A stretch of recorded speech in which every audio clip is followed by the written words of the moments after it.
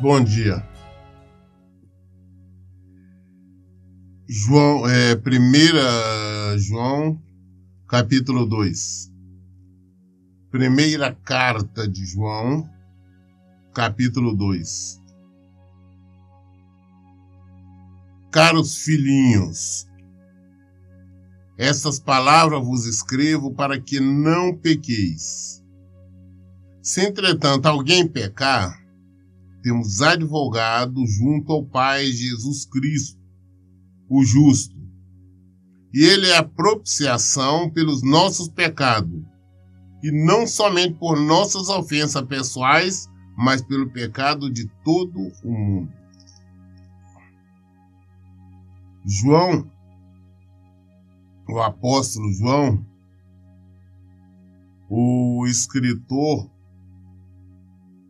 desta carta, digo escritor porque o autor é o Senhor.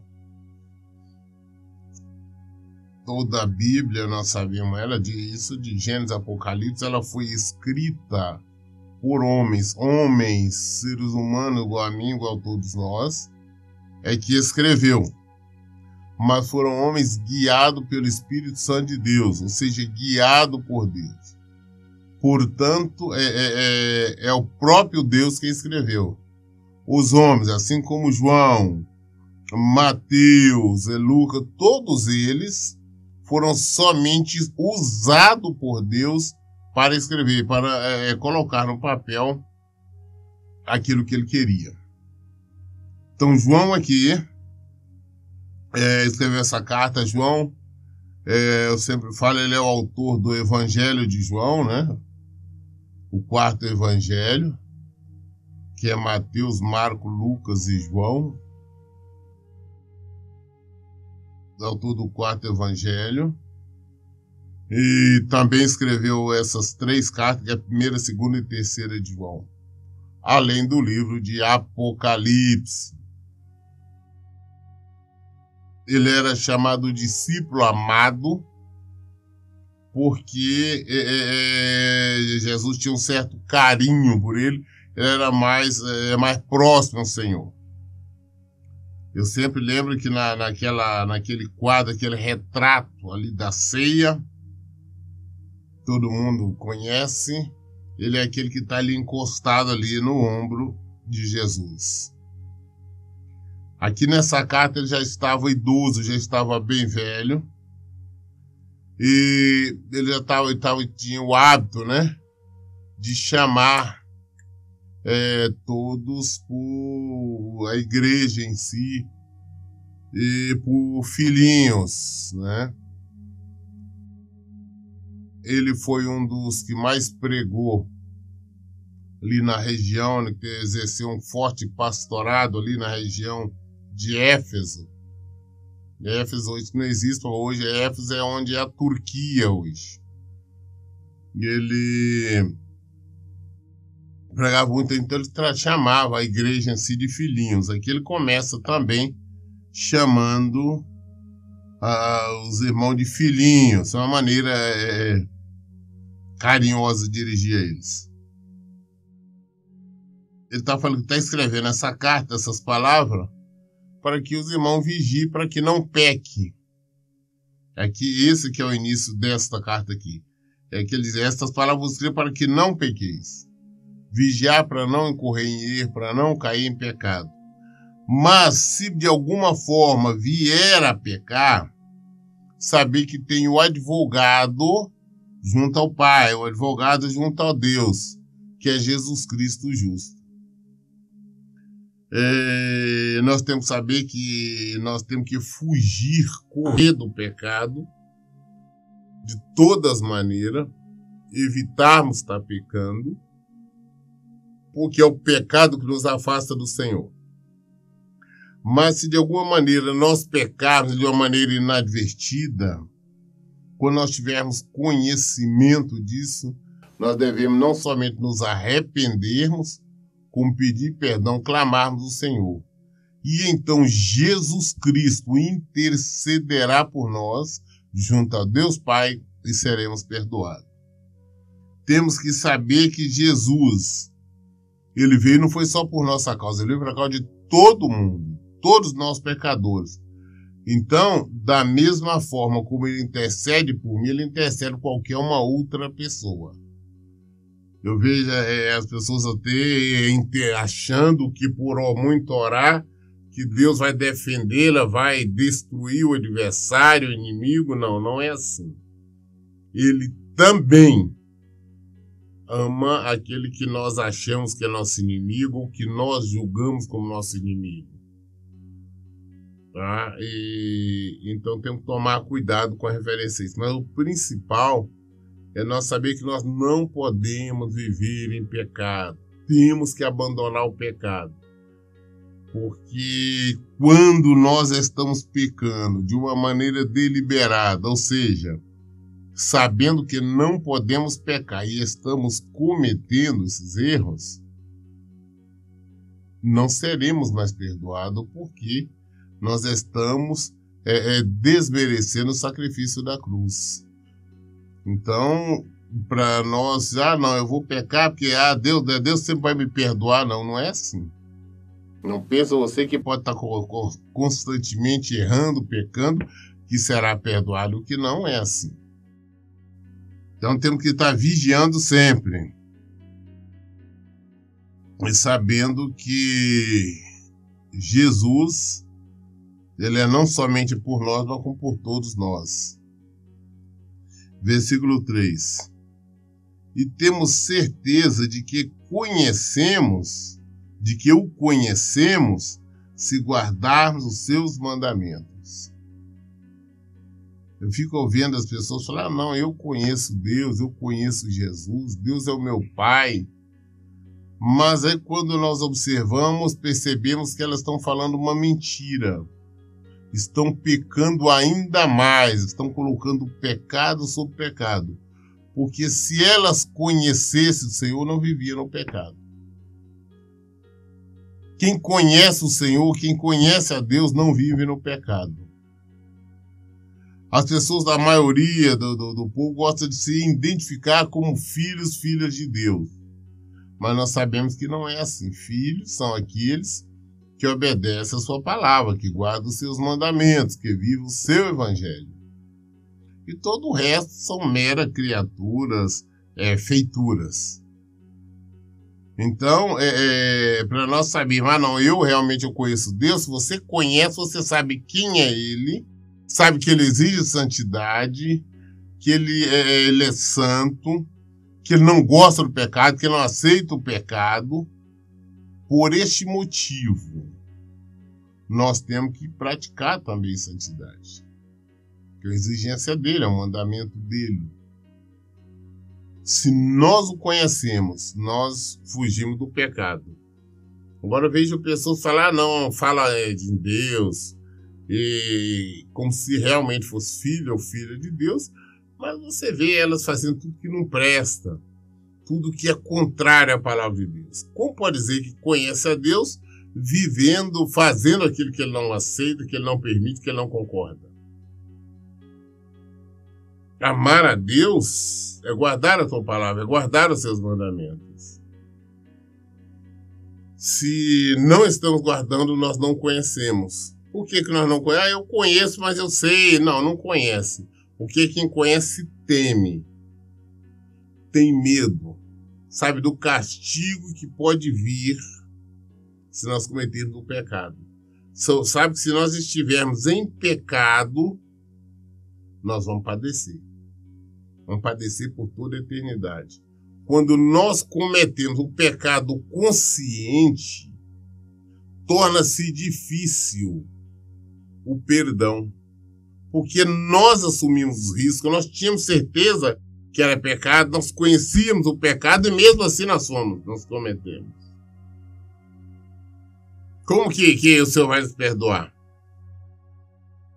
Estamos brincando, rindo da morte de Jesus, do sacrifício dele na cruz. Quem conhece Jesus, quem conhece o Senhor, não quer saber de pecado. Versículo 4 fala, aquele que afirma eu o conheço e não obedece aos seus mandamentos, é mentiroso, e a verdade não está nele. Quem fala que conhece, que ama a Deus, mas está no pecado, é mentiroso e está acumulando, como eu disse. É mentira sobre mentira. E a mentira, o pai da mentira é o diabo. Então, só em falar que conhece, vivendo o pecado, já está mentindo, está acumulando mais pecado. Não adianta estarmos indo a templo, a denominações, a igrejas. Não adianta estarmos orando, ou rezando, ou fazendo preces.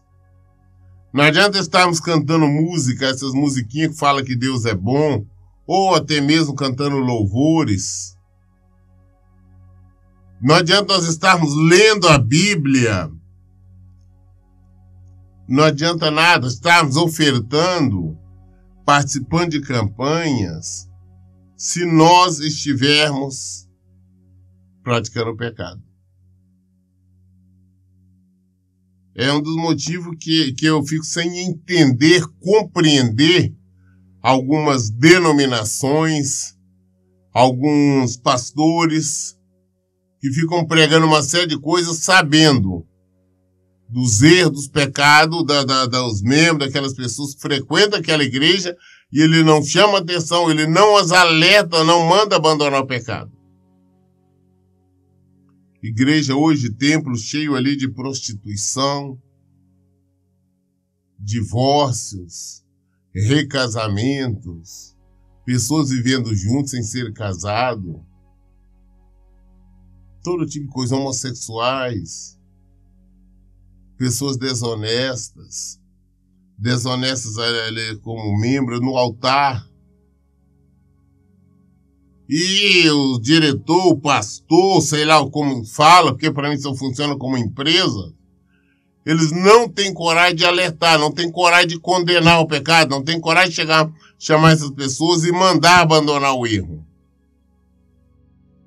Isso não é amor, na verdade isso é ódio. Eu chego à conclusão de que também esses supostos pastores não conhecem o Senhor. Ou se conhecem, estão rindo ali do sacrifício da cruz. E o povo que não conhece o Senhor fica ali achando que estão não estão fazendo a vontade dele, eu venho ao templo, eu venho à igreja, eu oro. Acha que tudo resume-se aí à igreja. Mas continuam nos pecados. Então essas pessoas não conhecem a Cristo. É mentiroso, é mentirosa. E mais pecado está cometendo ao fazer tal afirmação. Se quer buscar o Senhor, primeira coisa, abandone os pecados. Abandone os erros. Isso que é o principal. Versículo 5. 4 fala que é mentiroso, é verdade, não está dele. Mas todo que guarda a sua palavra, neste o amor de Deus tem verdadeiramente se aperfeiçoado. E dessa forma sabemos que estamos nele. Quando nós procuramos viver o Evangelho, praticar a palavra de Deus, nós não sabemos que nós conhecemos o Senhor. Por que nós conhecemos? Porque nós tememos, nós temos medo de errar, nós temos medo das consequências que pode vir por causa do nosso pecado. Nós não queremos ir contra a vontade do Senhor, ao contrário, queremos agradá-lo, queremos fazer a vontade dele, queremos que ele se alegre com as nossas atitudes. Isso é quem conhece o Senhor. É simples, não tem nada difícil ou complexo para entender, não. Quem está no pecado não conhece, porque quem conhece, obrigatoriamente tem medo. Quem conhece Jesus sabe quem ele é. Ele é amor, mas também juízo. Quem via para o inferno é ele. Quem destrói é ele. Ele é o Senhor de tudo. E eu sei que se eu estou em desobediência, eu vou sofrer os rigores. Eu vou sofrer o juízo de Deus. Se eu conheço. Então, eu vou procurar agradá-lo. Eu vou procurar viver a palavra dele. Eu vou procurar afastar do pecado, correr do pecado. Isso porque eu conheço. Agora, quando não conhecemos, qualquer coisa tá bom. Tem pessoas que não conhecem, outras simplesmente resolveram escarnecer-me do Senhor, perderam o temor. São pessoas que já são mortas espiritualmente. Exemplo, basta nós verificarmos aí alguns pastores ou outros nomes que se dão por aí, cometendo todo tipo de arbitrariedade, de erro, de pecado ali no altar, no púlpito. Porque conhecendo a Deus, que eles conhecem obrigatoriamente, eles leram a Bíblia, eles meditaram nela e fazem tudo o que fazem, é porque são mortos espiritualmente, não tem temor. Os que estão usando o púlpito e o altar para ganhar dinheiro são mortos espiritualmente. Estão escarnecendo do sacrifício da cruz. Esses não terão salvação. Apesar de estar citando o nome do Senhor, apesar de estar falando que o Senhor é bom, que é isso e aquilo, mas não tem salvação. Essa que é a realidade. Versículo 6. Quem declara que permanece nele, também deve andar como ele andou. Se alguém está falando, não, eu estou em Cristo, Cristo está em mim, então se você está em Cristo, tem que viver como ele viveu. Tem que amar como ele amou. Tem que praticar as obras que ele praticava. Agora você diz que permanece em Cristo, que Cristo está em você, que ele habita em você, mas você vive ali de uma maneira que é contrária à palavra dele. Você vive dando vazão à sua carne, às suas emoções, e não age em espírito. Não conhece a Cristo. Isso é mentiroso, é um falso. É falso. Tão falso como uma nota de R$3. É falso. Versículo 7. Amados, não vos escrevo mandamento novo, senão mandamento antigo, o qual tendes desde o princípio. Ora, este mandamento antigo é a palavra que ouviste. João está falando, olha, eu estou escrevendo, não é um mandamento novo, não. O que eu estou trazendo para vocês não é nada novo, não. É mandamento antigo, é a palavra do Senhor. Só isso. E o mandamento aqui é a palavra de Deus, só isso. Versículo 8 ele fala assim, todavia o que vos escrevo é um mandamento novo, o qual é verdadeiro, nele e em vós, pois as trevas estão se dissipando e já brilha a verdadeira luz. Por que ao mesmo tempo é um mandamento novo? Porque a palavra do Senhor se renova a cada instante, a cada momento. Que é um mandamento antigo, mas é um mandamento novo. Aqui são mandamentos que depois que Jesus veio tem mais de 2000 anos. Mas é um mandamento novo, que agora quando nós lemos, nós temos entendimento, a palavra vem se renovando.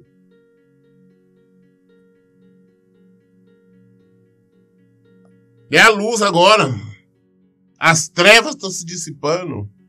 A ignorância, o desconhecimento está se afastando. E agora nós estamos conhecendo Jesus, a verdadeira luz. Aí nós sabemos que nós temos saído das trevas, do erro, da escuridão, do pecado.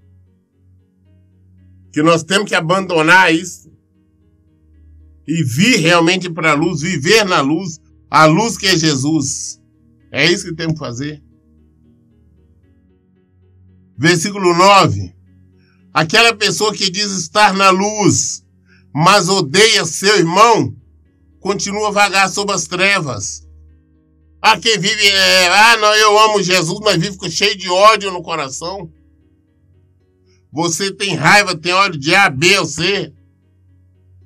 Não importa o motivo, independente de qualquer motivo, independente de qualquer situação, você não está em Jesus. Jesus não está em você, você não conhece Jesus, você não é filho de Deus. Você não teme, se você tivesse, sabia que não pode odiar. Ele mandou nós amarmos a todos. Jesus não odiou ninguém. Mesmo Judas, que o traiu, ele não odiou Judas. Os sacerdotes, os fariseus que o prenderam, que os açoitaram, os soldados, Jesus não odiou.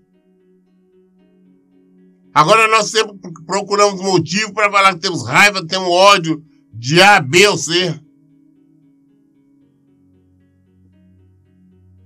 Quem está odiando está nas trevas. Não conhece Jesus. Versículo 10. Quem ama seu irmão permanece na luz, e nele não existe motivo de tropeço.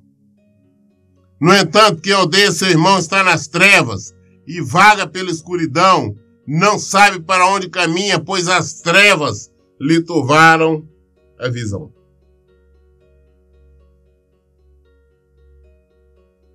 Quem está odiando está nas trevas, está na escuridão. Está caminhando para a morte e não está vendo isso. Está caminhando para a destruição e não está vendo isso. Por quê? É sério. Agora, quem ama, quem está preocupado com a salvação do irmão, quem está preocupado com o bem-estar do irmão, o irmão não quer dizer irmão de sangue, não, é irmão, todos nós somos irmãos. Somos filhos do mesmo pai. Então, nisso não tem tropeço. Versículo 12. Filhinhos, eu vos escrevo, porque os vossos pecados foram todos perdoados, graças ao nome de Deus. Pais, eu vos escrevo, porquanto conheceis aquele que é desde o princípio. Jovem, eu vos escrevo, pois venceste o maligno. Criança, eu vos escrevi porque conheceis o vosso Pai. E vós, pais, eu vos escrevi porque conheceis aquele que é desde o princípio. Jovens, eu vos escrevi, porquanto sois forte e a palavra de Deus permanece em vós, e já venceste o maligno. Então não importa se é uma criança, se é um jovem, se é um adolescente, se é um pai, se é um avô. Não importa se é um homem, se é uma mulher. Não importa nada disso. Se é jovem, se é solteiro, se é casado, se não importa. Se você está no seu, está vivendo a palavra de Deus, está pregando a palavra, está buscando esse evangelho, viveu o evangelho de Jesus Cristo, você venceu o maligno. Você venceu o diabo. E qual que é a nossa força? Porque nós vencemos em Cristo. Porque aí sim, aí nós teremos Cristo em nós. Aí Cristo habita em nós, se nós estivermos vivendo a palavra dele. Não importa qual a situação, se nós somos jovens, somos velhos, somos adultos, somos homens, somos mulheres, se nós estivermos vivendo a palavra de Deus, nós vencemos e os nossos pecados foram perdoados. O Senhor perdoou todo o nosso pecado, Ele veio e perdoou o nosso pecado, mas nós continuamos, teimamos em continuar pecando. O Senhor nos perdoa. Mas quando nós pecamos com conhecimento do pecado, ou achando que nós sempre vamos ter um Deus bonzinho, que sempre Jesus vai estar ele intercedendo, buscando nós serem perdoados, aí nós estamos no engano, estamos nas trevas, não estamos sabendo para onde nós estamos indo. E vamos cair na eterna perdição, sofrimento e desonra eterna. Então por isso nós temos que abrir os nossos olhos. Versículo 15. Não ameis o mundo, nem o que nele existe. Se alguém ama o mundo, o amor do Pai não está nele. Pessoas amam o mundo. Você ama o mundo, você não ama Deus. Ah, pastor, eu tenho que viver o melhor aqui. Não, você tem que viver o melhor não. O mundo, você está aqui no lugar de peregrinação. As pessoas amam, não. Eu tenho que me divertir, eu tenho que ir para bailes, eu tenho que ir para festas, eu tenho que procurar curtir a vida aqui. Você não conhece Jesus. Eu tenho que ter o melhor, eu tenho que desfrutar, ter uma boa casa, carro, ter isso, ter aquilo, eu tenho que ter dinheiro, eu tenho que fazer isso, eu tenho que fazer aquilo porque eu sou bom. Não, você não conhece a Deus. Pastores que andam falando isso, ensinando que você tem que ter o melhor aqui, desfrutar do melhor, não conhecem o Senhor, não conhecem a Cristo. Na verdade, nós temos que tomar cuidado, esses pregadores de prosperidade, saber que as únicas pessoas que prosperam são eles. Eu digo prosperam financeiramente, materialmente, mas depois eles vão padecer por toda a eternidade. Que não existe promessa do Senhor nesse sentido. Então não vamos amar o mundo, não. Tudo no mundo passa. Ninguém vai levar, nós não vamos levar casa, nem carro, nem dinheiro, nem joia, não vamos levar nada quando nós partirmos. Tudo vai ficar. Nós não podemos amar o mundo. Porque eu estava no mundo, mas pelo menos eu vivia. Não preocupa com isso, não. Nós temos uma vida para ser vivida de verdade. Aqui é peregrinação. Pode ter certeza que não são bailes, não são bebidas, não são drogas, não são qualquer outra coisa que vai transformar você numa pessoa que viveu. Não, nós vivemos em Cristo. Nós não podemos estar amando o mundo, nem estar as coisas dele. Porque se nós estamos fazendo isso, nós não amamos a Deus. E o amor de Deus não está em nós. Ele falou, se alguém ama o mundo, o amor do Pai não está nele. Se nós vivemos amando as coisas do mundo, o amor de Deus não está em nós. Não adianta falar que nós amamos a Deus, que nós conhecemos a Deus, que o amor dele está em nós, que não está. Não está. Nós estamos no mundo. E o príncipe deste mundo não é Jesus. Temos que entender, eu sempre tenho falado isso. Versículo 16. Pois tudo o que há no mundo, as paixões da carne, a cobiça dos olhos e a ostentação dos bens, não provém do Pai, mas do mundo.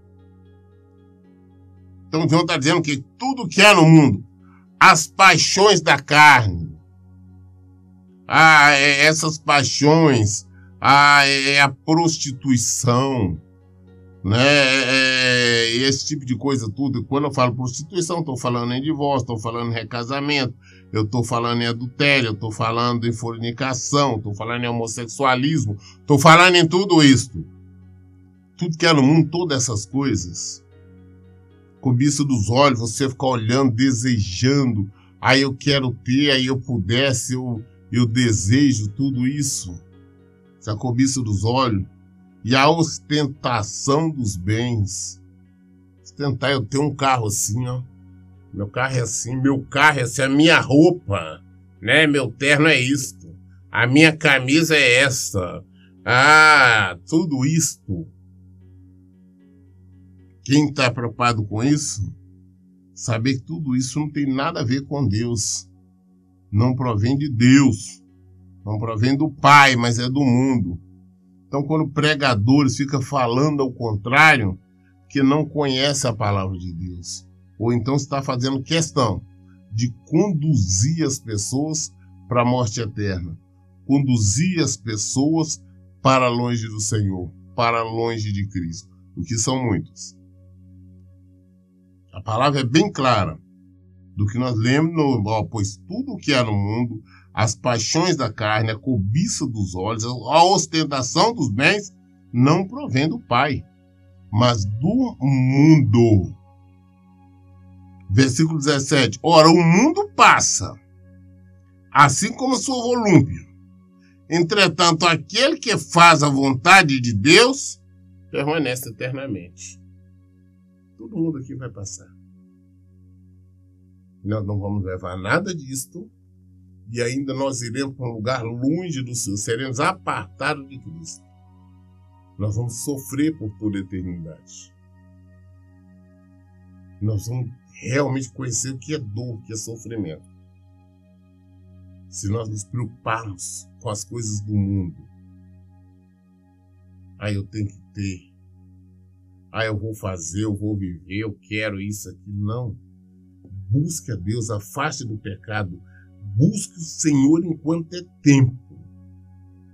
Se chegar o tempo, não vai ser possível mais. Busque o Senhor. É isso que nós temos que fazer.